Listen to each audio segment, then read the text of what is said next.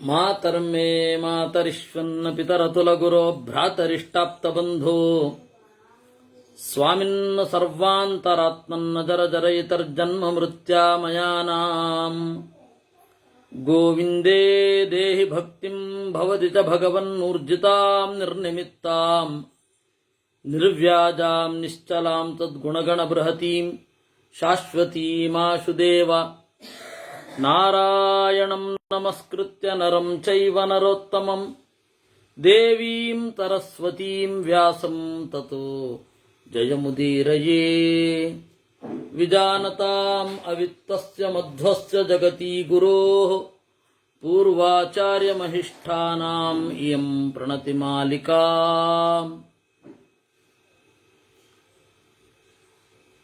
ದೇವರ ನಾಮನಿರುಕ್ತಿ ಅದನ್ನು ಹೇಳ್ತಾ ಒಂದು ಗದ್ಯ ಶುರು ಆಯಿತು.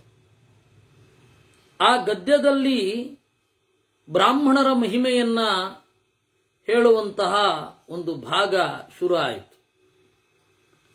ಅದರಲ್ಲಿ ಹೋಗ್ತಾ ಹೋಗ್ತಾ ಹೋಗ್ತಾ 72 ಗದ್ಯಗಳು ಮುಗಿದದ್ದೇ ಗೊತ್ತಾಗಲಿಲ್ಲ. ಆ 72ನೆಯ ಗದ್ಯದಲ್ಲಿ ಬ್ರಾಹ್ಮಣರ ಮಹಿಮೆಯ ವಿಚಾರದಲ್ಲಿ ದಧೀಚಿ ರುಚಿಯ ಒಂದು ಪ್ರಸಂಗ ಬರುತ್ತೆ. ಅದಕ್ಕೆ ಕಾರಣ ಆಗಿದ್ದು ಹೀಗೆ, ಒಮ್ಮೆ ಬೃಹಸ್ಪತ್ಯಾಚಾರ್ಯರು ಇಂದ್ರನಲ್ಲಿ ಸಿಟ್ಟು ಮಾಡಿಕೊಳ್ತಾರೆ, ಕಣ್ಮರೆಯಾಗ್ತಾರೆ. ಆಗ ಒಬ್ಬ ಪುರೋಹಿತ ಬೇಕಾಗತ್ತೆ. ಅನಿವಾರ್ಯವಾಗಿ ವಿಶ್ವರೂಪ ಅನ್ನುವ ತ್ವಷ್ಟೃವಿನ ಮಗನನ್ನ ಪೌರೋಹಿತ್ಯಕ್ಕಾಗಿ ಇಟ್ಟುಕೊಳ್ತಾರೆ. ತ್ವಷ್ಟೃವಿನ ಮಗ ವಿಶ್ವರೂಪನನ್ನ.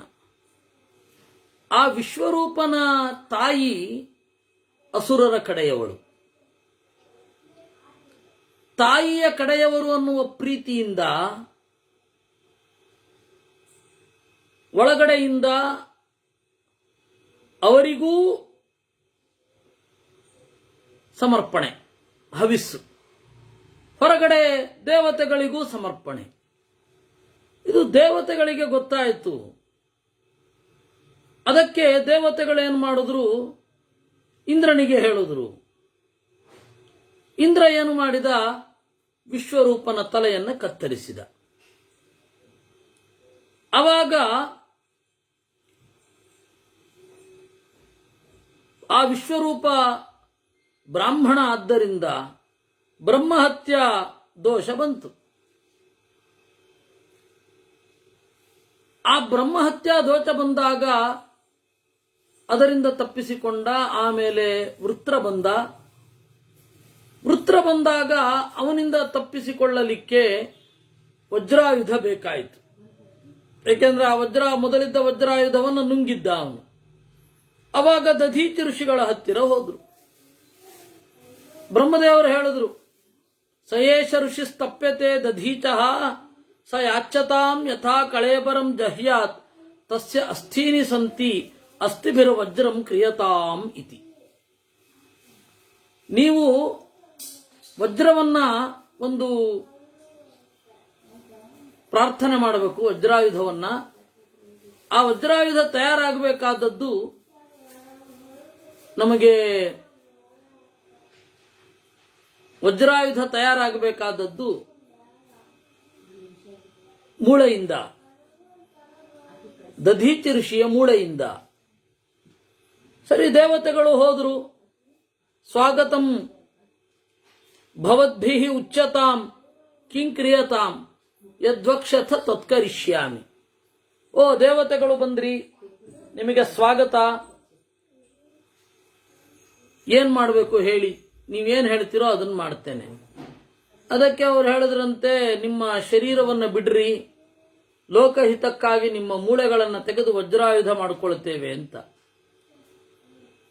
ಆಯ್ತು ಅಂತ ಹೇಳಿ ಶರೀರವನ್ನ ಬಿಟ್ರು ಮಹಾತ್ಮರು.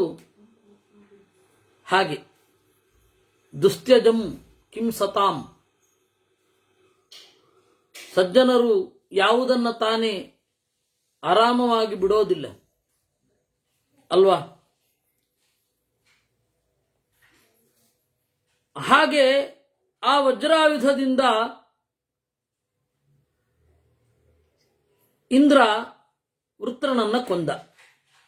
ಆ ವಜ್ರಾಯುಧದಲ್ಲಿ ದೇವರ ಪ್ರವೇಶವಾಯಿತು. ತೇನ ವಜ್ರೇಣ ಅಭೇದ್ಯೇನ ಅಪ್ರಧೃಶ್ಯೇಣ ಬ್ರಹ್ಮಾಸ್ತಿ ಭೂತೇನ ವಿಷ್ಣು ಪ್ರವಿಷ್ಟೇನ ಇಂದ್ರ ವೃತ್ರಂ ಜಘಾನ ವಿಶ್ವರೂಪಮಪಿ ಜಘಾನ.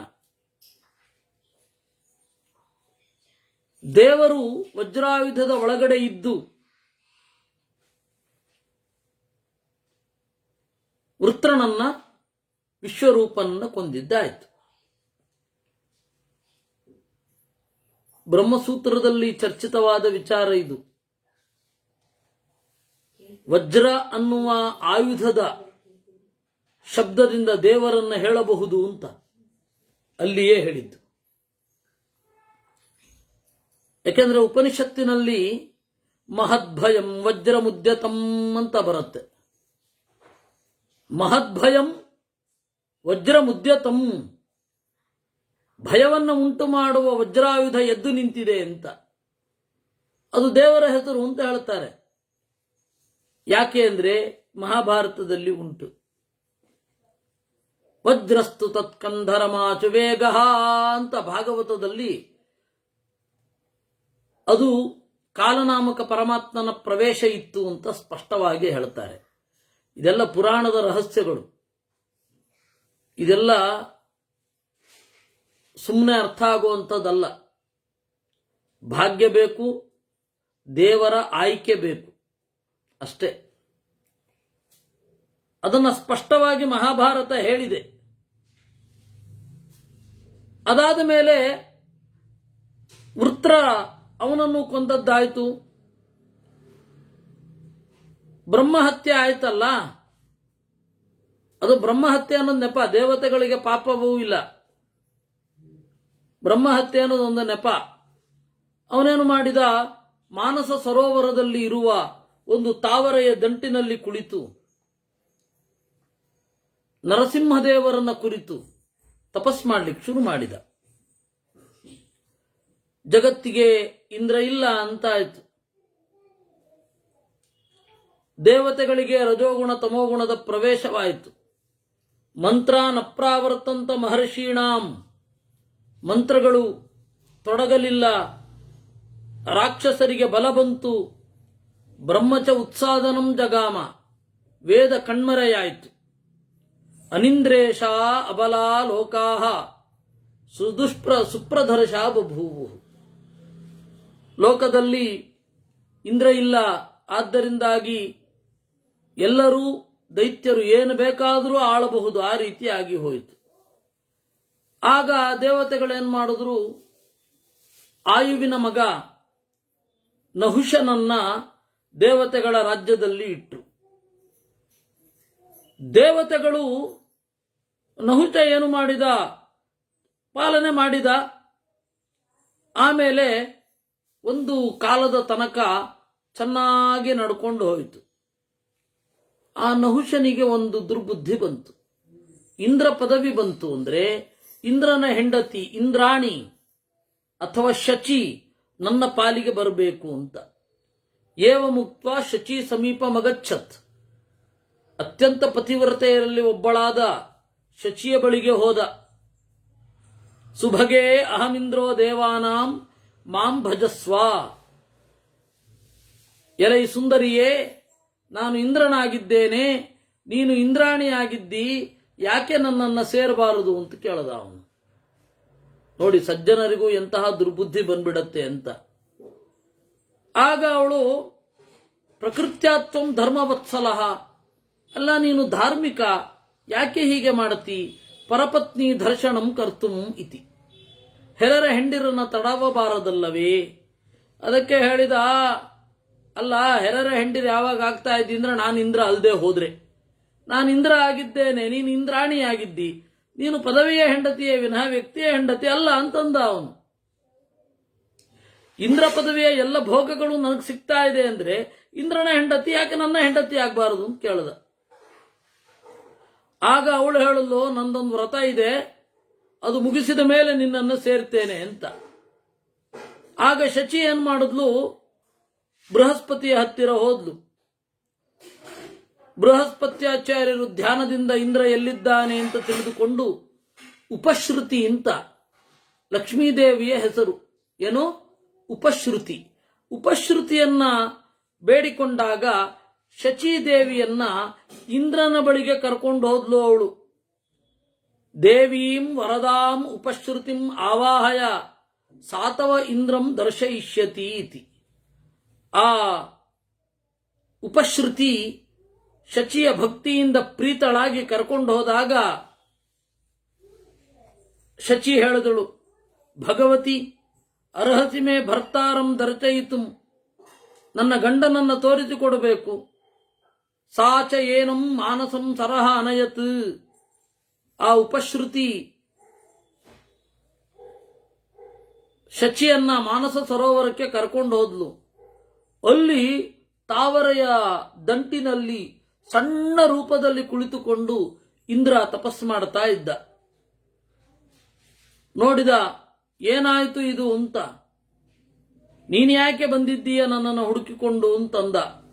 ಆಗ ಅವಳು ಹೇಳಿದಳು, ನಹುಚೋ ಮಾಂ ದುಷ್ಟಸ್ತರ್ಜಯತಿ ಕಾಲಶ್ಚಾಸ್ಯ ಮಯಾಕೃತಃ ಇತಿ. ನೋಡು, ಈ ನಹುಚ ನನ್ನನ್ನು ಕಾಡ್ತಾ ಇದ್ದಾನೆ, ನೀನು ಏನಾದರೂ ಮಾಡಬೇಕು ಅಂತಂದಾಗ ಇಂದ್ರ ಹೇಳಿದ, ಅಯ್ಯೋ ಅಷ್ಟೇನಾ, ಅಪೂರ್ವೇಣ ಋಷಿಯುಕ್ತೇನ ವಾಹನೇನ ತ್ವಮಧಿಗತೋ ಮಾಂ ಉದ್ವಹಸ್ವ ಇತಿ. ನೀನು ಹೇಳು, ಸಪ್ತ ಋಷಿಗಳು 10 ಪಲ್ಲಕ್ಕಿಯಲ್ಲಿ ಬರ್ತೇನೆ, ನನ್ನನ್ನ ಹೊಂದು ಅಂತ ಹೇಳು ಬಂದ ಮೇಲೆ. ಆಗ ಆಯಿತು ಅಂತ ಆ ಸಪ್ತ ಋಷಿಗಳಿಗೆ ಹೇಳಿದ. ಇಂದ್ರೋಪಿ ಬಿಸಗ್ರಂಥಿಮೇವ ಆವಿವೇಶ. ಇಂದ್ರ ಬಿಸಗ್ರಂಥಿ ಒಳಗಡೆ ಹೋದ. ನಹುತ ಹೇಳಿದ, ಕಾಲ ಮುಗಿತಲ್ಲ ಎಲ್ಲಿ ಅಂತ. ಆಗ ಅವಳು ಹೇಳಿದ್ಲು, ನೀನು 7 ಋಷಿಗಳು ಹೊತ್ತ ಪಲ್ಲಕ್ಕಿಯ ಮೇಲೆ ಕುಳಿತುಕೊಂಡು ಬಾ, ನಾನು ನಿನ್ನನ್ನು ಹೊಂದುತ್ತೇನೆ ಅಂತ. ಆಗ ಮೈತ್ರಾವರುಣಿ ಕುಂಭಯೋನಿರಗಸ್ತ್ಯ ಮಹರ್ಷಿ ಶಿಬಿಕಾಂ ವಹನ್ ಮಹರ್ಷೀನ್ ಧಿಕ್ರಿಯಮಾಣಾನ್ ತಾನ್ ಅವಿಶೇಷೇಣ ಪಶ್ಯತ. ವಸಿಷ್ಠ ಅಗಸ್ತ್ಯರು ಮುಂದಿನ ಪಲ್ಲಕ್ಕಿಯನ್ನ ಹೊತ್ತಿದ್ರು. ಪಲ್ಲಕ್ಕಿಯ ಮುಂದಿನ ಕೋಲನ್ನ ಇಟ್ಟುಕೊಂಡಿದ್ಯಾರು? ಅಗಸ್ತ್ಯರು. ಅವರು ಪ್ರಶ್ನೆ ಮಾಡಿದ್ರು, ಏನಪ್ಪ ವೇದ ಪ್ರಾಮಾಣ್ಯವನ್ನ ಒಪ್ತ್ಯಾ ಒಪ್ಪಲ್ವಾ ಅಂತ. ಒಪ್ತೇನೆ ಅಂದ್ರೂ ಕಷ್ಟ, ಒಪ್ಪಲಿಲ್ಲ ಅಂದ್ರೂ ಕಷ್ಟ. ವೇದ ಪ್ರಾಮಾಣ್ಯವನ್ನು ಒಪ್ಪಲ್ಲ ಅನ್ನೋದು ಅನುಭವ ವಿರುದ್ಧ. ವೇದ ಪ್ರಾಮಾಣ್ಯವನ್ನ ಒಪ್ಪಲ್ಲ ಅನ್ನೋದು ಅನುಭವ ವಿರುದ್ಧ. ಯಾಕೆಂದ್ರೆ ವೇದ ಪ್ರಾಮಾಣ್ಯವನ್ನ ಸ್ವತಃ ಅನುಭವಿಸ್ತಾ ಇದ್ದಾನೆ. ಹೆಂಗೆ ಹೇಳೋದು? ವೇದ ಪ್ರಾಮಾಣ್ಯ ಒಪ್ತೇನೆ ಅಂದ್ರೆ ಇದೇ ವೇದದಲ್ಲಿ ಬೇರೆಯವರ ಹೆಂಡಿರನ್ನು ತಡವಬೇಡ ಅಂತನೂ ಉಂಟು. ವೇದ ಪ್ರಾಮಾಣ್ಯ ಒಪ್ಪಲಿಲ್ಲ ಅಂದ್ರೆ ಅನುಭವ ವಿರೋಧ, ಒಪ್ಪಿದ್ರೆ ನೀನ್ ಮಾಡ್ತಾ ಇರುವ ಕ್ರಿಯಾ ವಿರೋಧ. ಏನ್ ಮಾಡೋದು? ಅವನಾದ್ರೂ ಎಷ್ಟೋ ಬೇಕು. ಇವಾಗಿದಾರಲ್ಲ ಭಂಡರು, ಅವರು ಅತ್ಯಂತ ವಿರುದ್ಧವಾದದ್ದು ಮಾಡ್ತಾ ಇರ್ತಾರೆ. ಆದರೆ ಅದನ್ನ ಸಮರ್ಥನೆ ಮಾಡಿಕೊಳ್ಳೋದೋ ಹೇಗೋ ಇರ್ತಾರೆ. ಒಪ್ತ್ಯ ನೀನು ದೇವಿಯನ್ನ? ಒಪ್ಪಲ್ಲ, ನಾನು ನಿರಾಕಾರವಾದಿನಿ. ಒಪ್ಪಲ್ವಾ? ಇಲ್ಲ ಒಪ್ತೇನೆ, ಉದ್ಘಾಟನೆ ಕರೆದಿದ್ದಾರೆ ಅದರಿಂದ ಬರ್ತೀನಿ. ಇದು ಎಂಥ ಸಮಯ ಸಾಧಕತನ! ಯಾವ್ದಾರು ಒಂದಿರಬೇಕು. ನಹುತನೇ ಎಷ್ಟೋ ಬಿಟ್ಟು ವೇದ ಪ್ರಾಮಾಣ್ಯ ಒಪ್ಪಿದೆಯಾ ಒಪ್ಪಲಿಲ್ವ ಎರಡಕ್ಕೂ ಉತ್ತರ ಹೇಳಿಲ್ಲ. ಸಿಟ್ಟಿನಿಂದ ತಲೆಗೊದ್ದ. ಆಗ ಆ ನಹುಶನ ಅಗಸ್ತ್ಯನ ಜಟೆಯ ಒಳಗಡೆ ಭೃಗು ಇದ್ದ. ಭೃಗುವಿನ ಒಳಗಡೆ ಬ್ರಹ್ಮದೇವರಿದ್ರು. ಬ್ರಹ್ಮದೇವರು ಶಾಪ ಕೊಟ್ರು, ಕೆಳಗಡೆ ಬೀಳು ಅಂತ. ಅಥಾನಿಂದ್ರಂ ಪುನಸ್ತ್ರೈಲೋಕ್ಯಂ. ಮತ್ತೆ ಬಿಂದುವಿನಿಂದ ಬಿಂದುವಿಗೆ. ಇಂದ್ರ ಮೊದಲೊಬ್ಬ ಇದ್ದ, ಅವನು ಕಣ್ಮರೆಯಾದ. ಇವನು ಬಂದ ಇಂದ್ರ, ಅವನು ಗರ್ವದಿಂದ ಕೆಳಗಡೆ ಬಿದ್ದ. ಮತ್ತೆ ಲೋಕದಲ್ಲಿ ಇಂದ್ರ ಇಲ್ಲ. ಆಗ ದೇವತೆಗಳು ಋಷಿಗಳೆಲ್ಲ ದೇವರನ್ನ ಪ್ರಾರ್ಥನೆ ಮಾಡಿಕೊಂಡ್ರು. ತಥೋ ದೇವಾ ಋಷಯಶ್ಚ ಭಗವಂತಂ ವಿಷ್ಣುಂ ಭೋಗೀಂದ್ರ ಶಯನಂ ಅಭಿಜಗ್ಮುಹು. ಆಗ ದೇವರು ಹೇಳಿದ, ಇಂದ್ರ ಅಶ್ವಮೇಧ ಯಾಗವನ್ನು ಮಾಡಲಿ, ನಾನು ಅವನ ಬ್ರಹ್ಮಹತ್ಯೆಯನ್ನು ಕಳೆಯುತ್ತೇನೆ ಅಂತ ಶಚಿಗೆ ಹೇಳಿದ್ರು. ಹೋಗು, ಇಂದ್ರನನ್ನ ಕರ್ಕೊಂಡ್ ಬಾ, ಅಶ್ವಮೇಧ ಯಾಗ ಮಾಡಲಿ, ಬ್ರಹ್ಮಹತ್ಯೆ ಪರಿಹಾರ ಆಗಲಿ ಅಂತ. ಬೃಹಸ್ಪತ್ಯಾಚಾರ್ಯರು ಬಂದರು. ಅಶ್ವಮೇಧ ಯಾಗ ನಡೆಯಿತು. ಆಗ ನಿಷ್ಕಲ್ಮಶೋ ಬಭೂವ. ಇಂದ್ರ ಅಶ್ವಮೇಧ ಯಾಗದಲ್ಲಿ ಮಾಡಿದ ಅವಭೃತ ಸ್ನಾನದಿಂದ ಪೂರ್ತಿ ಪಾಪ ಎಲ್ಲ ಹೋಯಿತು. ಆ ಬ್ರಹ್ಮಹತ್ಯೆಯನ್ನ 4 ಭಾಗ ಮಾಡಿದ ಅಂತನ್ನುವ ಅರ್ಥವಾದವನ್ನ ನೀವೆಲ್ಲ ಕೇಳಿದ್ದೀರ. ಅದರ ಬಗ್ಗೆ ನಾನು ವಿಸ್ತಾರವಾಗಿ ಹೇಳಿಬಿಟ್ಟಿದ್ದೇನೆ. ಅದರಿಂದಾಗಿ ಮತ್ತಿನ್ನೊಮ್ಮೆ ಇಲ್ಲಿ ಹೇಳಲ್ಲ, ಆಯ್ತಾ? ಇಲ್ಲಿರೋದು ಹೀಗೆ, ಹೆಣ್ಣು ಮಕ್ಕಳಲ್ಲಿ ರಜಸ್ಸಾಗಿ, ವೃಕ್ಷಗಳಲ್ಲಿ ಅಂಟಾಗಿ, ನೀರಿನಲ್ಲಿ ನೊರೆಯಾಗಿ, ಭೂಮಿಯಲ್ಲಿ ಬಂಜರು ಆಗಿ ಆ ಬ್ರಹ್ಮಹತ್ಯೆ ಕಾಣಿಸಿಕೊಂಡಿತು. ಅಂದರೆ ಅದರ ತಾಮಸ ಅಭಿವ್ಯಕ್ತಿ. ಹೆಣ್ಣು ಮಕ್ಕಳಿಗೆ ಬರುವ ಆ ನೋವು ಅವೆಲ್ಲ ಅದನ್ನ ನೋಡಿದಾಗ ಅವರನ್ನು ನೋಡಿಕೊಳ್ಳಬೇಕು ಅಂತನೋ, ಅವರನ್ನ ಈ ತರಹದ ಕೆಲಸದಲ್ಲಿ ತೊಡಗಿಸಬಾರದು ಅಂತನೋ ಅರ್ಥ ಮಾಡ್ಕೊಳ್ಬೇಕು, ಅಷ್ಟೇ ಅದು. ಯಾಕೆಂದ್ರೆ ಅದಿಲ್ಲದೆ ಹೋದ್ರೆ ಮುಂದಿನ ಪ್ರಜೋತ್ಪತ್ತಿ ಹೇಗೆ? ಮುಂದಿನ ಪ್ರಜೋತ್ಪತ್ತಿ ಇಲ್ಲ. ಅದರಿಂದಾಗ ಅದಕ್ಕೊಂದು ಮಿತಿ ಇದೆ. ಆ ಮಿತಿಯನ್ನು ಅರ್ಥ ಮಾಡ್ಕೊಳ್ಬೇಕಷ್ಟೇ. ಅದರಲ್ಲೇ ತೊಡಗ್ತಾ ಯೋಚನೆ ಮಾಡ್ತಾ ಇರಬಾರದು. ಈ ರೀತಿ ಅಗಸ್ತ್ಯರು ನಹುಷನಿಗೆ ಮುಂದೆ ಹೇಳಿದ್ರು, ಯಾವತ್ ಸಸ್ವಕುಲೇ ಶ್ರೀಮಾನ್ ಧರ್ಮರಾಜೋ ಯುಧಿಷ್ಠಿರಃ ಕಥಯಿತ್ವಾ ಸ್ವಕಾನ್ ಪ್ರಶ್ನಾನ್ ಭೀಮಂ ತಂಚ ವಿಮೋಕ್ಷತೆ. ನಿನ್ನ ಕುಲದಲ್ಲಿ ಬಂದ ಯುಧಿಷ್ಠಿರ ನಿನ್ನ ಪ್ರಶ್ನೆಗಳಿಗೆ ಉತ್ತರ ಕೊಟ್ಟು ಸರ್ಪಯೋನಿಯಿಂದ ಬಿಡುಗಡೆಗೊಳಿಸುತ್ತಾನೆ ಅಂತ. ಹಾಗಾಯಿತು. ಆಮೇಲೆ ಭಾರದ್ವಾಜರು ಏನ್ ಮಾಡಿದ್ರು?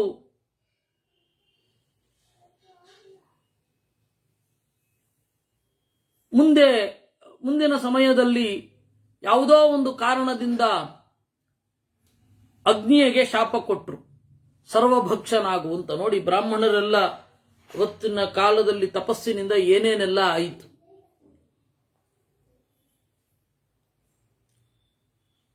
ಅದಿತಿ ಏನಾಯಿತು? ಅದಿತಿಯ ಕಥೆ. ಈ ಸೂರ್ಯನಿಗೆ ಮಾರ್ತಂಡ ಅಂತ ಕರೀತಾರೆ.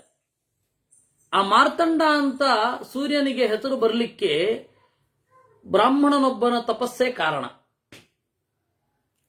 ಅದನ್ನು ನಾವಿಲ್ಲಿ ನೋಡ್ತೇವೆ ಈಗ. ಅದಿತಿರ್ವೈ ದೇವಾನಾಂ ಅನ್ನಂ ಅಪಚದೇತದ್ಭುಕ್ತ್ವಾ ದೇವಾ ಅಸುರಾನ್ ಹನಿಷ್ಯಂತಿ. ಅದಿತಿ ಏನ್ ಮಾಡಿದ್ಲು? ಒಂದು ಹವಿಸ್ಸನ್ನ ನಿರ್ಮಾಣ ಮಾಡಿದ್ಲು. ಅಂದ್ರೆ ಕಾಯಿಸಿ ದೇವರಿಗೆ ಮತ್ತೆ ಋಷಿಗಳಿಗೆ ಕೊಡಬೇಕು.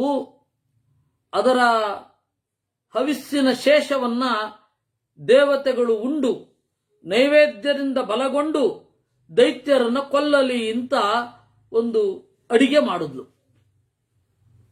ಆ ಅಡಿಗೆಯ ಉದ್ದೇಶ ಏನು? ಅಡುಗೆಯ ಉದ್ದೇಶ ದೇವರಿಗೆ ಅರ್ಪಣೆ ಮಾಡೋದು, ಬ್ರಾಹ್ಮಣರಿಗೆ ಹಾಕೋದು, ಇದರ ಶೇಷವನ್ನು ನನ್ನ ಮಕ್ಕಳಿಗೆ ಕೊಡೋದು, ಅಂದ್ರೆ ಆದಿತ್ಯರಿಗೆ, ದೇವತೆಗಳಿಗೆ.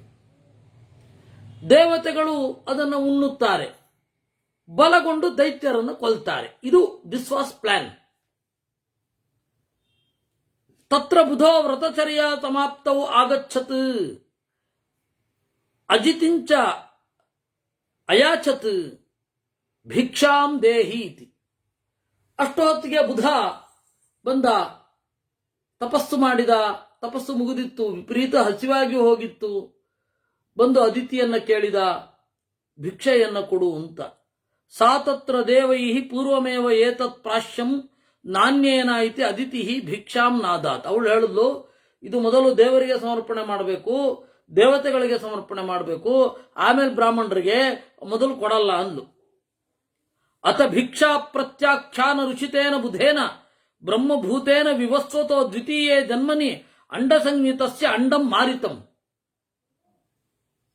ಆಗ ಈ ಬ್ರಹ್ಮಾಂಡದ ಹೊರಗಡೆ ಒಬ್ಬ ಸೂರ್ಯ ಅಂತ ಹುಟ್ಟಿದ್ನಲ್ಲ, ಅವನು ಬ್ರಹ್ಮಾಂಡದ ಒಳಗಡೆ ಅದಿತಿಯ ಗರ್ಭದಲ್ಲಿ ಬಂದು ಕೂತ. ದೇವತೆಗಳಿಗೆ ಬಹಳ ಬಾರಿ ಜನ್ಮ ಇದೆ, ನೆನಪಿಡಿ. ದೇವಾನಾಂ ಬಹುಧಾ ಜನಿಹಿ. ಬ್ರಹ್ಮಾಂಡ ಸೃಷ್ಟಿಯಾಗೋದಕ್ಕಿಂತ ಮೊದಲೂ ಜನ್ಮ ಇದೆ, ಬ್ರಹ್ಮಾಂಡದ ಒಳಗೂ ಜನ್ಮ ಇದೆ. ಈ ಬುಧ ಬಂದು ಭಿಕ್ಷೆ ಕೇಳುವಾಗ ಅದಿತಿಯ ಗರ್ಭದ ಒಳಗಡೆ ವಿವಸ್ವಾನ್ ಅಂದ್ರೆ ಸೂರ್ಯ ಇದ್ದ. ಅವನು ಹೇಳಿದ, ನಿನ್ನ ಗರ್ಭ ನಾಶವಾಗಿ ಹೋಗಲಿ, ಸತ್ತು ಹೋಗಲಿ ಇಂದ. ನಾಶವಾದ ಮೇಲೆ ಹುಟ್ಟಿದ ಮಗು, ಆಮೇಲೆ ಅದಕ್ಕೆ ಜೀವ ಬಂತು. ಯಾಕೆ ಅಂದ್ರೆ ದೇವರ ಅನುಗ್ರಹದಿಂದ. ಹೀಗೆ ಗರ್ಭದಲ್ಲಿ ಸತ್ತು ಹೋದ ಮಗು ಹೊರಗಡೆ ಬಂದು ಜೀವ ತಳೆಯಿತು. ಹೀಗಾಗಿ ಅವನಿಗೆ ಮಾರ್ತಂಡ ಅಂತ, ಮೃತವಾದ ಅಂಡ ಇರುವವ. ಹೀಗಾಯ್ತು. ಆಮೇಲೆ ಅವನು ಪ್ರಸನ್ನನಾದ. ಅದು ಪುರಾಣಾಂತರದಲ್ಲಿ. ಒಟ್ಟು ಸೂರ್ಯನಿಗೆ ಮಾರ್ತಂಡ ಅಂತ ಹೆಸರು ಬರಲಿಕ್ಕೆ ಬುಧ ಕಾರಣ, ಬುಧ ಬ್ರಾಹ್ಮಣ. ಆಮೇಲೆ ದಕ್ಷನಿಗೆ 60 ಜನ ಮಕ್ಕಳು, ಹೆಣ್ಣು ಮಕ್ಕಳು. ಗಂಡು ಮಕ್ಕಳನ್ನ ನಂಬ್ಕೊಂಡಿದ್ರೆ ಆಗಲ್ಲ ಅಂತ ಹೇಳಿ ಹೆಣ್ಣು ಮಕ್ಕಳನ್ನ, ಯಾಕೆ ಗಂಡು ಮಕ್ಕಳು ತಪಸ್ಸಿಗೆ ಅಂತ ಹೋದವರು ಹೋಗೇ ಬಿಡ್ತಾ ಇದ್ರು, ಪ್ರಜೋತ್ಪತ್ತಿ ಮಾಡ್ತಾನೇ ಇರಲಿಲ್ಲ. ಶಬಲಾಶ್ವರು ಮತ್ತೆ ಹರಿಯೇಶ್ವರ ಕಥೆ ಗೊತ್ತೇ ಇದೆ ನಿಮಗೆ. ಅದಕ್ಕೆ ಅವನೇನು ಮಾಡಿದ, 60 ಜನ ಮಕ್ಕಳನ್ನು ಪಡೆದ, ಹೆಣ್ಣು ಮಕ್ಕಳು. ಅದರಲ್ಲಿ ಕಶ್ಯಪರಿಗೆ 13, ಕಾಶ್ಯಪರಿಗೆ 10, ಧರ್ಮನಿಗೆ 10, ಮನುವಿಗೆ 27 ಜನರನ್ನ ಚಂದ್ರನಿಗೆ. ಅವರೆಲ್ಲ ನಕ್ಷತ್ರದ ಹೆಸರು, ರೋಹಿಣಿ, ಭರಣಿ, ಕೃತ್ತಿಕಾ ಇತ್ಯಾದಿ. ಅದರಲ್ಲಿ ರೋಹಿಣಿಯಲ್ಲಿ ಅತ್ಯಂತ ಹೆಚ್ಚಿನ ಪ್ರೀತಿ. ಅವರಿಗೆ, ಉಳಿದವರಿಗೆ ಈ 26 ಜನಕ್ಕೆ ಈರ್ಷ್ಯೆ ಬಂತು. ಪಿತೃ ಸಮೀಪಂ ಗತ್ವಾ ಇಮಮರ್ಥಂ ಶಶಂಸುಹು. ಅಪ್ಪನ ಹತ್ತಿರ ಹೋಗಿ ಹೇಳಿದ್ರು, ನಮ್ಮ 27 ಜನರನ್ನ ಚಂದ್ರನಿಗೆ ಕೊಟ್ಟೆ, ಚಂದ್ರ ರೋಹಿಣಿಯಲ್ಲಿ ವಿಪರೀತ ಪಕ್ಷಪಾತ ಮಾಡ್ತಾ ಇದ್ದಾನೆ, ನಮಗೆ ಕಷ್ಟ ಆಗ್ತಾ ಇದೆ ಅಂತ. ಅವನೇನು ಮಾಡಿದ, ಕರೆದ, ಸರಿಯಾಗಿ ಮಾಡು. ಇಲ್ಲ, ನನ್ನಲ್ಲಿ ಯಾರಿಗೆ ಇಷ್ಟ, ಒಬ್ಬರನ್ನ ಪ್ರೀತಿಸಿ ಅಂತ ಹೇಳಲಿಕ್ಕಾಗತ್ತಾ? ನನ್ನನ್ನು ನೀವು ಪ್ರೀತಿಸಬೇಕು ಅಂತ ಬಲವಂತ ಮಾಡಲಿಕ್ಕಾಗಲ್ಲ. ಪ್ರೀತಿಸಿದ್ರೆ ಸಂತೋಷ ಅಷ್ಟೇ. ಅದು ಪ್ರೀತಿ ದೇವರು ಕೊಡಬೇಕು. ಹೀಗಾಗಿ ದೇವರು ಕೂಡಿಸಬೇಕು. ನನಗೆ ಅವಳು ಇಷ್ಟ ಅಂತಂದ ಅವನು. ಕ್ಷಯ ರೋಗ ಬರಲಿ ನಿನಗೆ ಅಂತ ಶಾಪ ಕೊಟ್ಬಿಟ್ಟ. ಕ್ಷಯ ರೋಗ ಬರಲಿ. ದಕ್ಷ ಶಾಪಾಚ್ಚ ಸೋಮಂ ರಾಜಾನಂ ಯಕ್ಷ್ಮಾ ಆವಿವೇಶ. ಆಮೇಲೆ ಕೇಳಿದ, ಯಾಕೆ ಶಾಪ ಕೊಟ್ರಿ ಅಂತ. ಹೇಳದ್ನಲ್ಲ, ನಸಮಂ ವರ್ತಯಸಿ ಇತಿ. ಆಗ ಸುಮ್ಮನಾಗಿಬಿಟ್ಟ. ಋಷಿಗಳೆಲ್ಲ ಬಂದ್ರು. ಚಂದ್ರನಿಗೆ ಆ ತರಹ ಕಲೆ ಇಲ್ಲ ಅಂದ್ರೆ ಜಗತ್ತಿನ ಮೇಲೆ ಪರಿಣಾಮ ಬೀರುತ್ತೆ. ಆಯ್ತು, ನೀನು 15 ದಿವಸ ಕ್ರಮೇಣ ಕ್ಷೀಣವಾಗ್ತೀಯ, ಮತ್ತೆ ನಿನ್ನನ್ನು ತುಂಬುತ್ತವೆ. ಅದು ಒಂದು ದೊಡ್ಡ ವಿಜ್ಞಾನದ ಸಂಕೇತ. ಪೂರಯಂತಿ ದಿಶಃ ಸೋಮಾಹ ಗಾವಹ ದಿಶಃ. ದಿಕ್ಕು, ದಿಗಭಿಮಾನಿ ದೇವತೆಗಳು, ಗೋವುಗಳು ಎಲ್ಲವೂ ಕೂಡ ಚಂದ್ರನಲ್ಲಿ ಕಲೆಗಳನ್ನು ತುಂಬುತ್ತವೆ. ತುಂಬಿದಾಗ ಪೂರ್ಣನಾಗ್ತಾನೆ.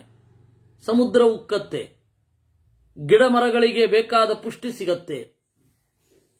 ಚಾಂದ್ರಮಾನದಿಂದ ಯಜ್ಞವನ್ನು ಮಾಡೋದು ಅಂತ ಯಾಕೆ ಗೊತ್ತಾ? ಈ ಕಾರಣದಿಂದ. ಗಿಡ ಮರಗಳ ಉತ್ಪತ್ತಿಯನ್ನು ನೋಡಿಕೊಂಡು ಯಜ್ಞ ಶುರು ಆಗತ್ತೆ. ಆಗ್ರಹಾಯಣ ಅಂತ ವೇದದಲ್ಲಿ ಮೊದಲ ಬೆಳೆಯನ್ನ ದೇವರಿಗೆ ಸಮರ್ಪಣೆ ಮಾಡಬೇಕು ಯಜ್ಞದ ಮೂಲಕ. ಅದೇ ಸಂಕ್ರಾಂತಿ. ಈ ತರಹ 2-3 ಆಚರಣೆಗಳಿದೆ ನಮ್ಮಲ್ಲಿ. ಅದರಿಂದಾಗಿ ಯಜ್ಞದಲ್ಲಿ ಚಾಂದ್ರಮಾನ ಅಂತಂದ್ರೆ ಅದು ಗಿಡಮರಗಳ ಬೆಳವಣಿಗೆಯನ್ನು ನೋಡಿಕೊಂಡು ಆ ತರಹ ಹೇಳೋದು ಅಂತ.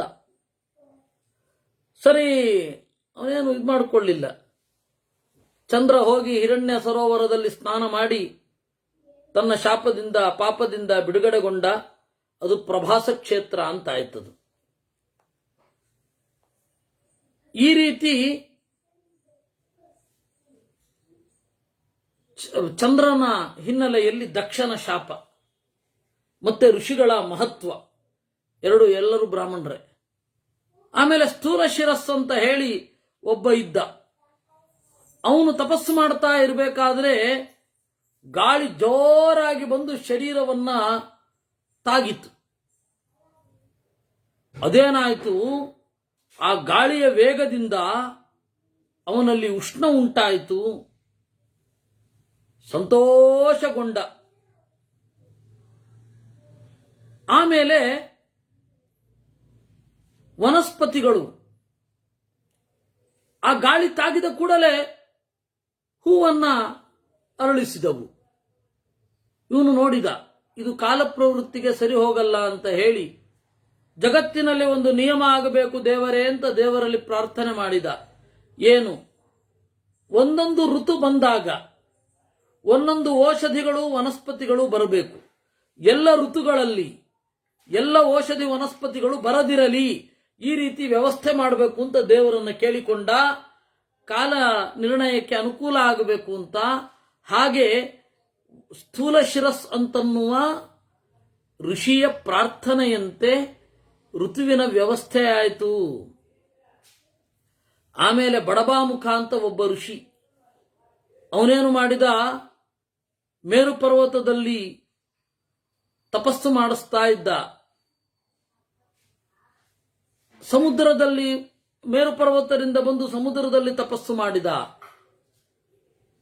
ಸಮುದ್ರದಲ್ಲಿ ಎಲ್ಲ ನೀರುಗಳು ಬಂದು ಸೇರುತ್ತವೆ. ಆದರೆ ಈ ಸಮುದ್ರವನ್ನ ಎಲ್ಲರೂ ಆಶ್ರಯಿಸಬಾರದು, ಇದೊಂದು ಏಕಾಂತವಾಗಿ ಇರಬೇಕು ಅಂತ ಹೇಳಿ ಇದು ನೀರು ಉಪ್ಪಾಗಲಿ ಅಂತ ಕೇಳಿಕೊಂಡ. ಈಗ ನಾವು ನೋಡಬೇಕಾದ್ರೆ ಸಮುದ್ರದ ನೀರು ಯಾಕೆ ಉಪ್ಪಾಯಿತು ಅಂದ್ರೆ ಎಲ್ಲಾ ನದಿಗಳ ನೀರನ್ನು ತಂದು ಸೇರಿಸಿ ಉಪ್ಪಾಗೋದು ಕಾಣುತ್ತೆ ಅಂತೇವೆ. ಹಾಗೆ ಅದರಿಂದಾಗಿ ಅಪೇಯವಾಯಿತು. ಅದರಲ್ಲಿ ಏನಾಯಿತು, ಆ ಸಮುದ್ರದ ಮಧ್ಯದಲ್ಲಿ ಬಡಬಾಮುಖ ಅಂತನ್ನುವ ಅಗ್ನಿ ಇದೆ, ಬಡಬಾಗ್ನಿ ಅಂತ ಕರೀತಾರೆ.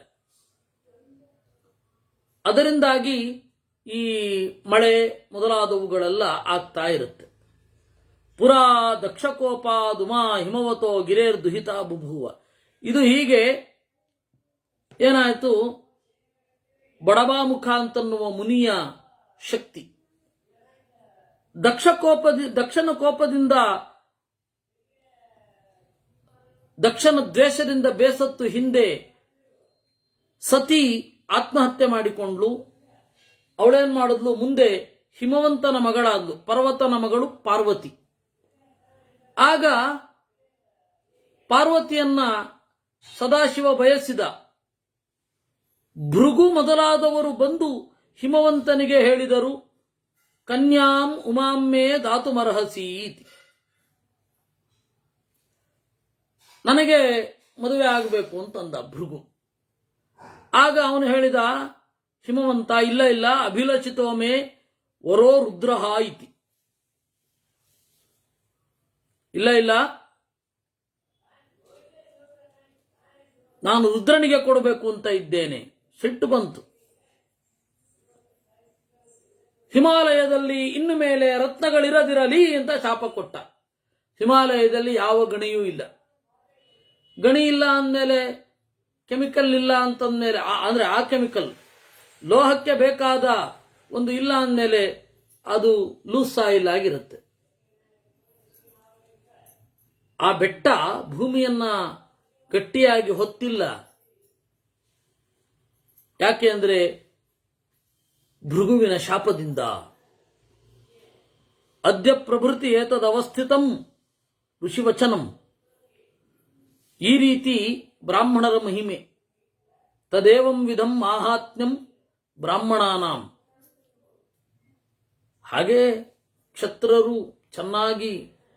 ಕ್ಷತ್ರಿಯರು ಚೆನ್ನಾಗಿ ಆಳುದ್ರು, ಮೆರೆದಿದ್ದಾರೆ.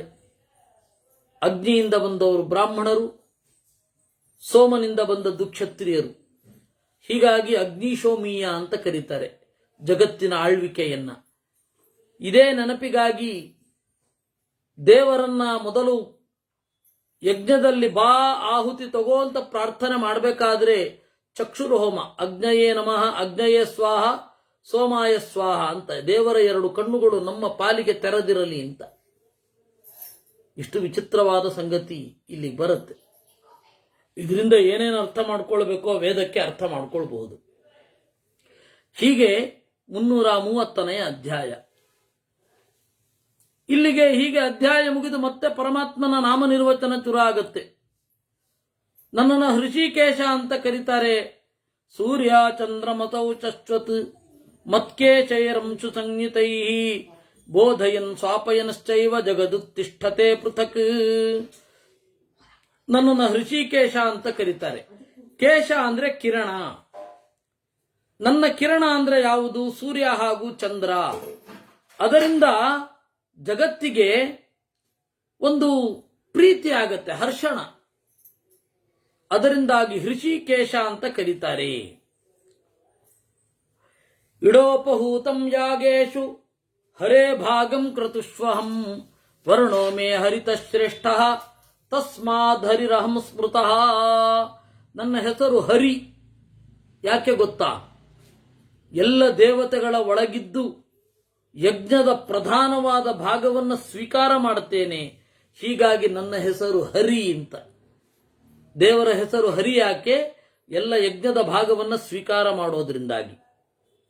ಧಾಮತಾರೋಹಿ ಲೋಕಾನಾಂ ಋತಂ ಚೈವಾವಧಾರಿತಂ ಋತಧಾಮ ತಥೋ ವಿಪ್ರೈಹಿ ಸದ್ಯಶ್ಚಾಹಂ ಪ್ರಕೀರ್ತಿತಃ.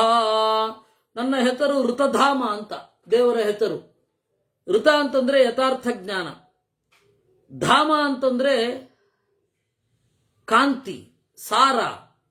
ಯಥಾರ್ಥ ಜ್ಞಾನರೂಪನೂ ಸಾರರೂಪನೂ ಆಗಿದ್ದಾನೆ. ಆದ್ದರಿಂದ ದೇವರ ಹೆಸರು ಋತಧಾಮ ಅಂತ.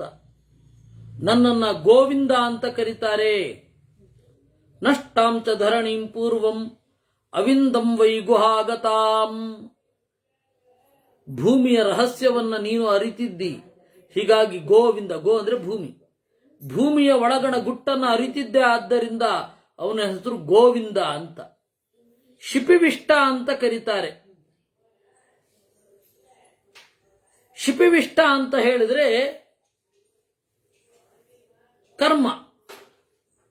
ಕರ್ಮದ ಸಾರವನ್ನ ಅನುಭವಿಸುವವ.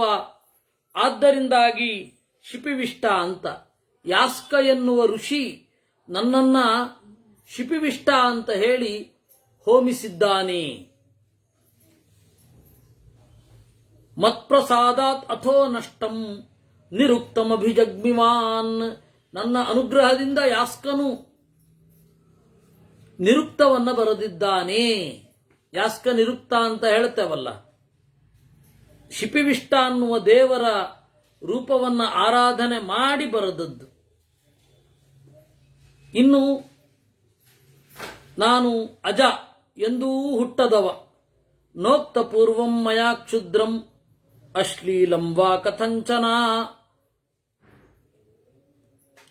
ಜಾತ ಬ್ರಹ್ಮಸ್ವರೂಪಾ ಮೇ ಸತ್ಯಾದೇವಿ ಸರಸ್ವತಿ. ನನ್ನ ಹೆಸರು ಸರಸ್ವತಿ ಅಂತ. ಯಾಕೆ ಅಂದ್ರೆ ಸಾರಭೂತವಾದ ಮಾತನ್ನ ಆಡಿದವ. ನನ್ನ ಹೆಸರು ಸತ್ಯ. ಯಾಕೆ ಅಂತಂದ್ರೆ ಸಚ್ಚಾ ಸಚ್ಚೈವ ಕೌಂತೇಯ ಮಯಾವೇಶಿತಮಾತ್ಮನಿ. ಕಾಣುವ ಕಾಣದ ಎಲ್ಲವೂ ನನ್ನಲ್ಲಿ ನೆಲೆಗೊಂಡಿದೆ. ಆದ್ದರಿಂದಾಗಿ ನನ್ನ ಹೆಸರು ಸತ್ಯ. ಸತ್ವಾನ್ನಚ್ಯುತ ಪೂರ್ವಂ ವೈ ಸತ್ವಂ ವೈ ವೃದ್ಧಿಮತ್ಕೃತಂ ಜನ್ಮ ಹಿತ್ವಾ ಭವತ್ ಸತ್ವಂ ಪೂರ್ವಕಂ ಮೇ ನರೋತ್ತಮ. ನಾನು ಯಾವತ್ತೂ ಸತ್ಯದಿಂದ ಜಾರಿಲ್ಲ. ಆದ್ದರಿಂದಾಗಿ ನಾನು ಸಾತ್ವತ. ಇನ್ನೊಂದು ಸಾತ್ವತ ಅಂತ ಹೇಳಿದರೆ, ಸಾತ್ವತ ಅನ್ನುವ ಋಷಿ ಬರೆದ ಸಂಹಿತೆಯಿಂದ ಕಂಡುಹಿಡಿಯಲ್ಪಟ್ಟವ. ಇನ್ನೊಂದು ಕಾರಣದಿಂದ ಸತ್ವ ಅಂದ್ರೆ ಜೀವರ ಒಳಗಡೆ ನಿಯಾಮಕ. ಭಾಗವತಕ್ಕೆ ಇನ್ನೊಂದು ಹೆಸರಿದೆ, ಸಾತ್ವತ ಸಂಹಿತೆ ಅಂತ. ಜೀವರ ಒಳಗಡೆ ಇದ್ದು ನಿಯಮನ ಮಾಡುವ ದೇವರನ್ನ ಸಾತ್ವತ ಅಂತ ಕರೀತಾರೆ. ಇನ್ನು ನನ್ನನ್ನು ಕೃಷ್ಣ ಅಂತ ಯಾಕೆ ಕರೀತಾರೆ ಗೊತ್ತಾ? ಕೃಷಾಮಿಮೇ ದಿನೀಂ ಪಾರ್ಥ ಭೂತ್ವಾ ಕೃಷ್ಣಾಯತೋ ಹಲಃ ಕೃಷ್ಣೋ ವರ್ಣಶ್ಚ ಮೇ ಯಸ್ಮಾತ್ ತಸ್ಮಾತ್ ಕೃಷ್ಣೋಹಮರ್ಜುನ. ನಾನು ನೇಗಿಲಲ್ಲಿ ನೆಲೆಗೊಂಡು ಕಬ್ಬಿಣದ ಮುಖವನ್ನ ಇಟ್ಟುಕೊಂಡು ಭೂಮಿಯನ್ನ ಕೊರೆಯುತ್ತೇನೆ, ಹೀಗಾಗಿ ನಾನು ಕೃಷ್ಣ. ನನ್ನ ಬಣ್ಣ ಕಪ್ಪು, ಆದ್ದರಿಂದಾಗಿ ಕೃಷ್ಣ. ನನ್ನನ್ನು ಧರ್ಮ ಅಂತ ಕರೀತಾರೆ, ಯಾಕೆಂದ್ರೆ ಎಲ್ಲವನ್ನ ಹೊತ್ತಿದ್ದೇನೆ, ಆದ್ದರಿಂದ. ಸತ್ಯಾದಚ್ಯುತ ಪೂರ್ವೋಹಂ, ನಾನು ಯಾವತ್ತೂ ಕೂಡ ಚ್ಯುತನಾಗಿಲ್ಲ, ಆದ್ದರಿಂದಾಗಿ ನಾನು ಅಚ್ಯುತ. ಅಚ್ಯುತ ಅಂದ್ರೆ ಯಾವತ್ತೂ ಚ್ಯುತನಾಗಿಲ್ಲ, ಆದ್ದರಿಂದ ಯಾವತ್ತೂ ಕೆಳಗಡೆ ಬೀಳೋದಿಲ್ಲ, ಆ ಕಾರಣದಿಂದ. ಇನ್ನು ನನ್ನನ್ನು ಅಧೋಕ್ಷಜ ಅಂತ ಕರೀತಾರೆ. ಪೃಥಿವೀ ನಭಸಿ ಚೈವ ವಿಶ್ರುತೆ ವಿಶ್ವಲೌಕಿಕೆ, ಭೂಮಿ ಮತ್ತೆ ಆಗಸಗಳು, ಅದನ್ನ ಹೊರಲಿಕ್ಕೆ ಅಂತ ಅಧಃ ಕೆಳಗಡೆ ಇದ್ದೇನೆ. ಕೆಳಗಡೆ ಇದ್ದು ಎಂದೂ ಹುಟ್ಟದವನಾಗಿ ಮೇಲ್ಗಡೆಯ ಭೂಮಿ ಆಗಸಗಳನ್ನು ಹೊತ್ತಿದ್ದೇನೆ, ಆದ್ದರಿಂದಾಗಿ ಅಧೋಕ್ಷಜ ಅಂತ. ಅಧೋ ನಕ್ಷೀಯತೆ ಯಸ್ಮಾತ್ ವದಂತ್ಯನ್ಯೇ ಹ್ಯಧೋಕ್ಷಜಂ, ಇನ್ನೊಂದರ್ಥ ಇದೆ. ನಾನು ಯಾವತ್ತೂ ಕೆಳಗಡೆ ಬೀಳುವುದಿಲ್ಲ, ಅಧೋ ನಕ್ಷೀಯತೆ ಜಾತು, ಅದಕ್ಕೆ ಅಧೋಕ್ಷಜ ಅಂತ. ಶಬ್ದ ಏವಂ ಪದೈರೇತಃ ವ್ಯಾಹೃತ ಪರಮರ್ಷಿಭಿಃ ಘೃತಂ ನ ಮಮಾರ್ಚಿಶೋ ಲೋಕೆ ಜನಾನಾಂ ಪ್ರಾಣಧಾರಣಂ. ಘೃತ ಅಂದ್ರೆ ಸುರಿಯುವ ಬೆಳಕು ಅಂತ, ಘೃಕ್ಷರಣ ದೀಪ್ತ್ಯೋಹೋ ಅಂತ. ಸುರಿಯುವ ಬೆಳಕನ್ನ ಘೃತ ಅಂತ ಕರೀತಾರೆ. ಸುರಿಯುವ ಬೆಳಕು ಯಾವುದು? ಆಹಾರ ಪದಾರ್ಥಗಳಲ್ಲಿ ರಸವಾಗಿ ಸುರಿಯುತ್ತೇನೆ. ಆಹಾರ ಪದಾರ್ಥಗಳಲ್ಲಿರುವ ಎಲ್ಲ ರಸಗಳಲ್ಲಿ ನಾನು ಇದ್ದೇನೆ, ಆ ರಸಗಳ ಒಳಗಡೆ ಇರುವ ನನ್ನನ್ನು ಘೃತ ಅಂತ ಕರೀತಾರೆ. ಹಾಗೆ ಇದ್ದು ಜನರು ಬದುಕಲಿಕ್ಕೆ ಕಾರಣ, ಹೀಗಾಗಿ ನಾನು ಅರ್ಚಿ, ಘೃತಾರ್ಚಿ ಅಂತ ಕರೀತಾರೆ ನನ್ನನ್ನ. ತ್ರಯೋ ಹಿ ಧಾತವ ಖ್ಯಾತಾಃ ಕರ್ಮಜ ಇತಿ ಮೇ ಸ್ಮೃತಾಃ ಪಿತ್ತಂ ವಾಯುಶ್ಚ ಶ್ಲೇಷ್ಮಾ ಚ ಏಷ ಸಂಘಾತ ಉಚ್ಯತೆ. 3 ತರಹದ ಧಾತುಗಳು, ವಾತ ಪಿತ್ತ ಕಫ ಅಂತ. ಈ ವಾತ ಪಿತ್ತ ಕಫಗಳ ಒಳಗಡೆ ಇದ್ದು ಈ ದೇಹವನ್ನ ಕಂಟ್ರೋಲ್ಡ್ ಆಗಿ ಹೇಗೆ ಬೇಕೋ ಹಾಗೆ ಸಂತುಲಿತವಾಗಿ ನಾನು ದೇಹವನ್ನ ಹೊತ್ತಿದ್ದೇನೆ. ಅದರಿಂದಾಗಿ ನನ್ನನ್ನು ತ್ರಿಧಾತು ಅಂತ ಕರೀತಾರೆ. ಇನ್ನು ನನ್ನ ಹೆಸರು ವೃಷಾಕಪಿ ಅಂತ. ವೃಷೋ ಹಿ ಭಗವಾನ್ ಧರ್ಮ ಖ್ಯಾತೋ ಲೋಕೇಶು ಭಾರತ. ವೃಷೋ ಹಿ ಭಗವಾನ್ ಧರ್ಮ. ವೃಷ ಅಂತ ಹೇಳಿದ್ರೆ ಧರ್ಮ, ಧರ್ಮವನ್ನು ವೃಷ ಅಂತ ಕರೀತಾರೆ. ಅದನ್ನು ರಕ್ಷಣೆ ಮಾಡ್ತೇನೆ. ಕಪಿರ್ ವರಾಹ ಶ್ರೇಷ್ಠಶ್ಚ ಧರ್ಮಶ್ಚ ವೃಷ ಉಚ್ಯತೆ. ಶ್ರೇಷ್ಠ ಧರ್ಮಗಳಲ್ಲಿ ಶ್ರೇಷ್ಠವಾದ ಧರ್ಮವನ್ನ ನಾನು ಕೊಟ್ಟಿದ್ದೇನೆ, ಆದ್ದರಿಂದ ನನ್ನ ಹೆಸರು ವೃಷಾಕಪಿ. ನನಗೆ ಆದಿ ಇಲ್ಲ, ಮಧ್ಯ ಇಲ್ಲ, ಅಂತ ಇಲ್ಲ. ಅದಕ್ಕೆ ನನ್ನನ್ನ ಅನಂತ ಅಂತ ಕರೀತಾರೆ. ಶುಚೀನಿ ಶ್ರವಣೀಯಾನಿ ಶೃಣೋಮೀಹ ಧನಂಜಯ ನ ಚ ಪಾಪಂತು ಗೃಹಾಮಿ ತತೋಹಂ ವೈ ಶುಚಿಶ್ರವಾಹ. ನನ್ನನ್ನು ಶುಚಿಶ್ರವಾಹ ಅಂತ. ಯಾರ ಕಥೆ ಕಿವಿಗೆ ಬಿದ್ದೊಡನೆ ಹೃದಯ ಪವಿತ್ರ ಆಗತ್ತೋ ಅಂತಹ ಹೆಸರಿನವ ನಾನು. ಶ್ರವಃ ಅಂದ್ರೆ ಕಿವಿಗೆ ಬೀಳುವ ಹೆಸರು. ಕಿವಿ ಅಂತ ಅರ್ಥ ಅಲ್ಲ, ಕಿವಿಗೆ ಬೀಳುವ ಹೆಸರು. ಶುಚಿಶ್ರವಾಹ ಅಂದ್ರೆ ಶುಚಿಯಾದ ಹೆಸರವನು ಅಂತ ಅರ್ಥ. ಆಯ್ತಾ? ಏಕಶೃಂಗ ಪುರಾ ಭೂತ್ವಾ ವರಾಹೋ ನಂದಿವರ್ಧನ. ನನಗೆ ಏಕಶೃಂಗ ಅಂತ ಹೆಸರು. ಯಾಕೆ ಅಂದ್ರೆ ನಾನು ಒಂದು ಕೋರೆ ದಾಡೆಯಿಂದ ವರಾಹನಾಗಿ ಭೂಮಿಯನ್ನ ಹೊತ್ತಿದ್ದೇನೆ. ವಿರಿಂಚ ಇತಿ ಯಪ್ರೋಕ್ತಃ ಕಪಿಲ ಜ್ಞಾನ ಚಿಂತಕೈಹಿ. ನನ್ನನ್ನು ವಿರಿಂಚ ಅಂತ ಕರೀತಾರೆ. ಯಾಕೆ ಗೊತ್ತಾ? ಒಳಗಡೆ ಇದ್ದ ಜಗತ್ತನ್ನ ಸೃಷ್ಟಿಕಾಲದಲ್ಲಿ ಹೊರಗಡೆ ಹಾಕ್ತೇನೆ, ಆದ್ದರಿಂದ ವಿರಿಂಚಿಶ್ಚ ವಿರೇಚನಾತ್. ನನ್ನನ್ನ ಕಪಿಲ ಅಂತ ಕರೀತಾರೆ. ಕ ಅಂತಂದ್ರೆ ಜ್ಞಾನ, ಆನಂದ, ಅದನ್ನ ಕುಡಿಯುತ್ತೇನೆ, ಆದ್ದರಿಂದಾಗಿ ಕಪಿ ಅಂದ್ರೆ ಆನಂದವನ್ನ ಭೋಗಿಸುತ್ತೇನೆ. ಭಕ್ತರನ್ನ ಪ್ರೀತಿಯಿಂದ ಸ್ವೀಕಾರ ಮಾಡ್ತೇನೆ, ಲಾ ಆದಾನೆ ಅಂತ ಎರಡು ಸೇರಿದ್ರೆ ಕಪಿಲ ಅಂತ ರೂಪ ಆಗತ್ತೆ. ನಾನು ವಿಭು, ವಿವಿಧ ರೂಪಗಳನ್ನು ಧರಿಸುತ್ತೇನೆ. ಏಕವಿಂಶತಿ ಶಾಖಂಚ ಋಗ್ವೇದಂ ಮಾಂ ಪ್ರತ್ಯಕ್ಷತೆ. 24 ಶಾಖೆಗಳಿರುವ, ಚತುರ್ವಿಂಶತಿ ಅಂತಾಗಬೇಕು, ಏಕವಿಂಶತಿ ಅಂತಾಗಿದೆ. 24 ಶಾಖೆಗಳಿರುವ ಋಗ್ವೇದ ನನ್ನನ್ನೇ ಹೇಳುತ್ತೆ. ಸಹಸ್ರ ಶಾಖಂ ಯತ್ಸಾಮ, 1000 ಶಾಖೆಗಳಿರುವ ಸಾಮವೇದ ನನ್ನನ್ನೇ ಹೇಳುತ್ತೆ. ಅದರಿಂದಾಗಿ ಋಕ್ ಅಂತ ನನ್ನ ಹೆಸರು, ಸಾಮ ಅಂತ ನನ್ನ ಹೆಸರು. ಇನ್ನು ಸುಮಾರು 101 ಶಾಖೆಗಳು ಯಜುರ್ವೇದದಲ್ಲಿ, ಅದು ನನ್ನನ್ನೇ ಹೇಳತ್ತೆ. ಹೀಗಾಗಿ ನನ್ನ ಹೆಸರು ಯಜುಷ್ ಅಂತ. ಎಲ್ಲ ವಿದ್ಯೆಗಳಿಂದ ಪ್ರತಿಪಾದ್ಯ, ಆದ್ದರಿಂದ ನನ್ನ ಹೆಸರು ವಿದ್ಯಾ ಅಂತ. ಯತ್ತದ್ಧಯ ಶಿರಪಾರ್ಥ ಸಮುದೇತಿ ವರಪ್ರದಂ.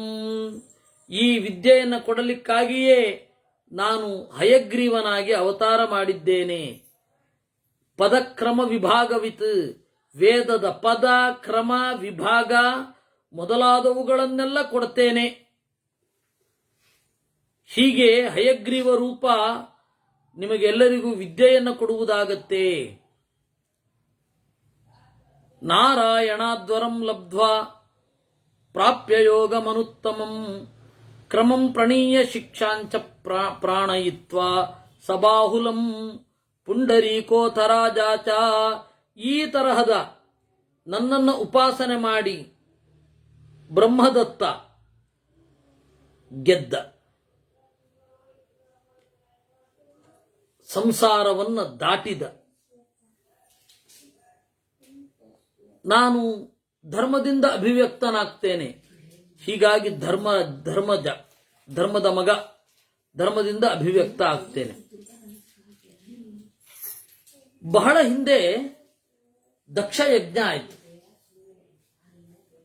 ಅಲ್ಲಿ ರುದ್ರದೇವರಿಗೆ ಭಾಗವನ್ನ ಅವನು ಕೊಡಲಿಲ್ಲ. ರುದ್ರದೇವ ಹೇಳಿದರೂ ಕೇಳದೆ ಪಾರ್ವತಿ ದಕ್ಷನ ಮನೆಗೆ ಹೋದ್ಲು, ತಂದೆಯ ಮನೆಗೆ. ಆಗ ತಂದೆ ಗೌರವ ಕೊಡ್ಲಿಲ್ಲ ಅಂತ ಹೇಳಿ ಅವನು ಕೊಟ್ಟ ಶರೀರವೂ ಬೇಡ ಅಂತ ತ್ಯಾಗ ಮಾಡಿದಳು.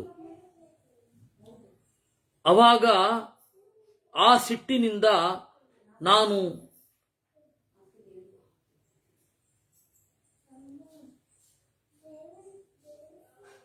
ದೇವತೆಗಳಿಗೆಲ್ಲ ತಕ್ಕ ಶಾಸ್ತಿ ಮಾಡುತ್ತೇನೆ ಅಂತ ರುದ್ರ ಭೈರವನನ್ನ ಸೃಷ್ಟಿ ಮಾಡಿದ. ದಕ್ಷಯಜ್ಞವನ್ನು ನಾಶ ಮಾಡಿದ. ಸಿಟ್ಟಿನಿಂದ ಹಾಗೆ ಓಡ್ತಾ ಓಡ್ತಾ ಬಂದು ನಾರಾಯಣನಾಗಿರುವ, ಬದರಿಯಲ್ಲಿ ನಾರಾಯಣನಾಗಿರುವ ನನ್ನ ಹತ್ತಿರ ಬಂದ. ನಾನು ರುದ್ರನನ್ನ ಸಮಾಧಾನಗೊಳಿಸಿದೆ. ಆ ರುದ್ರನ ಶರೀರವನ್ನ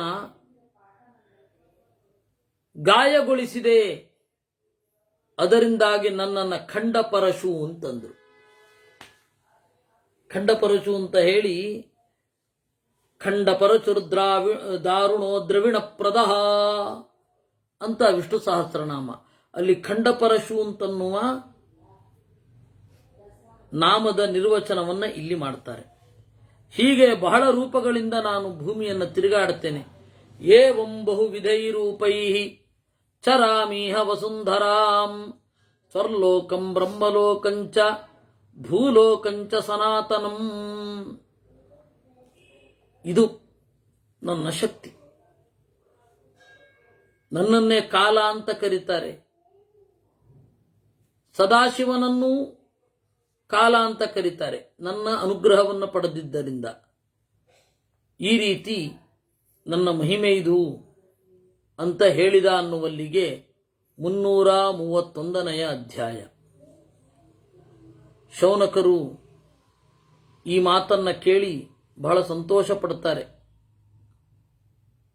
ಓ ಸೂತ ಪುರಾಣಿಕನೇ, ನೀನು ಹೇಳಿದ ದೊಡ್ಡ ಕಥೆಯನ್ನು ನಾವೆಲ್ಲ ಕೇಳಿದ್ದೇವೆ. ಈ ಕಥೆಯನ್ನ ಕೇಳಿ ಅಚ್ಚರಿಯಲ್ಲಿ ಮುಳುಗಿ ಹೋಗಿದ್ದೇವೆ. ಸರ್ವಾಶ್ರಮಾಭಿಗಮನಂ ಸರ್ವತೀರ್ಥಾವಗಾಹನಂ ನ ತಥಾ ಫಲದಂ ಸೌಮ್ಯ ನಾರಾಯಣ ಕಥಾ ಯಥಾ. ಎಲ್ಲ ಆಶ್ರಮಗಳನ್ನ ಚೆನ್ನಾಗಿ ಪಾಲನೆ ಮಾಡುವುದು, ಎಲ್ಲ ತೀರ್ಥಕ್ಷೇತ್ರಗಳಲ್ಲಿ ಸಂಚಾರ ಮಾಡುವುದು, ಅದಕ್ಕಿಂತ ಹೆಚ್ಚು ಫಲ ದೇವರ ಕಥೆಯನ್ನು ಕೇಳುವುದರಿಂದ ಬರುತ್ತೆ. ತೀರ್ಥಕ್ಷೇತ್ರದಲ್ಲಿ ಸಂಚಾರ ಮಾಡಿ ಅಲ್ಲಿನ ಅನುಷ್ಠಾನವನ್ನ ಮಾಡೋದು, ಒಂದು ಆಶ್ರಮದಲ್ಲಿ ಪ್ರಾಮಾಣಿಕವಾಗಿದ್ದುಕೊಂಡು ಕಷ್ಟ ನಷ್ಟಗಳನ್ನು ಎದುರಿಸಿ ಚೆನ್ನಾಗಿ ಬಾಳೋದು, ಇದರಿಂದ ಏನು ಪುಣ್ಯ ಬರುತ್ತೆ, ಆ ಪುಣ್ಯ ದೇವರ ಕಥೆಯನ್ನ ಕೇಳಿದಾಗಲೂ ಬರುತ್ತೆ. ಹಾಗಂತ ಅದು ಮಾಡಬಾರದು ಅಂತಲ್ಲ, ಜೊತೆ ಇದನ್ನ ಮಾಡೋ ಹಾಗಿದ್ರೆ ಚೆನ್ನಾಗಿ ಒಳ್ಳೆ ಬಾಳುವೆ, ನ್ಯಾಯದಿಂದ ನೀತಿಯಿಂದ ಕೂಡಿದ ಬಾಳನ್ನ ಬಾಳಿದರೆ ಕಥೆಯನ್ನು ಕೇಳುವ ಭಾಗ್ಯ ಬರುತ್ತೆ. ಹೀಗೆ ನಾರಾಯಣನ ಕಥೆ ಇದೆಯಲ್ಲ, ಇದು ಹೀಗೆ ಪವಿತ್ರ ಮಾಡುತ್ತೆ ನಮ್ಮನ್ನ. ನಾರದರು ನಾರಾಯಣನನ್ನ ಬದರಿಯಲ್ಲೇ ನೋಡಿದರು. ಯದೃಷ್ಟವಾನ್ ಜಗನ್ನಾಥಂ ಅನಿರುದ್ಧತನೋಸ್ಥಿತಂ ಯತ್ಪ್ರಾದ್ರವತ್ ಪುನರ್ಭೂಯೋ ನಾರದೋ ದೇವತತ್ತಮೌ. ದೇವರನ್ನು ನೋಡಿದ ಕೂಡಲೇ ಸೀದ ನಾರದರು ದೇವರ ಹತ್ರ ಮಾತನಾಡದೆ ನರನಾರಾಯಣರ ಹತ್ತಿರ ಬಂದರು. ನರನಾರಾಯಣರ ಹತ್ತಿರ ಬಂದು ಅಲ್ಲಿ ಕೇಳಿದರು. ಏನ್ ಕೇಳಿದ್ರು ಅಂತ ಹೇಳಿ ನಾನು ಎಲ್ಲಿ ಗೊತ್ತ ಕೇಳಿದ್ದು, ಬೇರೆ ಯಾವುದೋ ಕ್ರಿಯೆ ನಡೀತಾ ಇರುವಾಗ ಜನಮೇಜಯ ವೇದವ್ಯಾಸರನ್ನ ಕೇಳಿದ. ಜನಮೇಜಯನಿಗೆ ವೇದವ್ಯಾಸರನ್ನ ನೇರವಾಗಿ ನೋಡುವ ಭಾಗ್ಯ ಬಂತು. ಅದು ಅತ್ಯಂತ ಅಪರೂಪದ ಭಾಗ್ಯ. ಅವರು ಹೇಳ್ತಾರೆ ಪಿತಾಮಹ ಪಿತಾಮಹಂ ಅಂತ. ಪ್ರಪ್ರಪ್ರ ಪಿತಾಮಹ ಕೋಲಜ್ಜ, 6-7 ತಲೆಮಾರು ಹಿಂದೆ ಇದ್ದವರನ್ನ ಕೋಲಜ್ಜ ಅಂತ ಕರೀತಾರೆ. ಅವರನ್ನ ಕೋಲಜ್ಜನನ್ನ ಭೇಟಿ ಮಾಡುವ ಭಾಗ್ಯ ಎಷ್ಟು ಜನಕ್ಕೆ ಇರುತ್ತೆ? 3 ಜನರು ಮಾತ್ರ ಗೊತ್ತಿರ್ತಾರೆ. ನಮ್ಮ ತಾತನ ನೋಡಿರ್ತೀವಿ, ಮುತ್ತಾತನ್ನ ನೋಡಿರೋದು ಕಷ್ಟ. ಮುತ್ತಾತನ ಮುತ್ತಾತ ಅಥವಾ ಅವ್ರನ್ನೆಲ್ಲ ನೋಡ್ಲಿಕ್ಕೆ ಆಗೋದೇ ಇಲ್ಲ. ಅವ್ರನ್ನೆಲ್ಲ ಕೋಲಜ್ಜ ಅಂತ ಕರೆಯೋದು. ಆ ವೇದವ್ಯಾಸರನ್ನ ನೋಡಿದ ವೈಶಂಪಾಯನ. ಅಲ್ಲಿ ಅನೇಕ ಮಾತುಕತೆಗಳು ನಡೆಯಿತು. ಅದನ್ನು ನಾವು ಮುಂದೆ ಈ ಸೋಮವಾರ ನೋಡೋಣ. ಪ್ರಾಯ ಈ ಸೋಮವಾರ ಮತ್ತೆ ಮಂಗಳವಾರ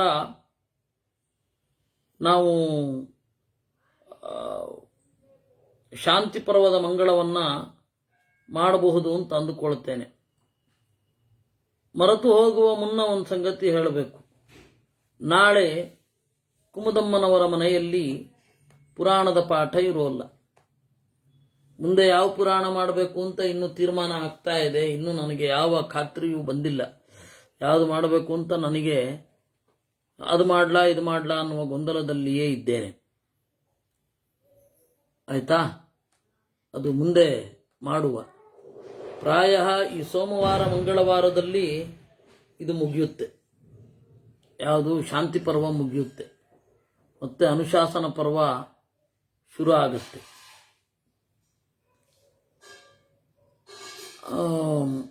ನಾಳೆ ಬೆಳಗ್ಗೆ ಪುರಾಣ ಇಲ್ಲ. ನಾಳೆ ಸಂಜೆ ಯಥಾಪ್ರಕಾರ ವಾಲ್ಮೀಕಿ ರಾಮಾಯಣ ನಾಳೆ ಮತ್ತು ನಾಡಿದ್ದಿರುತ್ತೆ. ಅಲ್ಲಿ ಭೇಟಿಯಾಗೋಣ. ಕೃಷ್ಣಾರ್ಪಣಮಸ್ತು. ನೋಡೋಣ.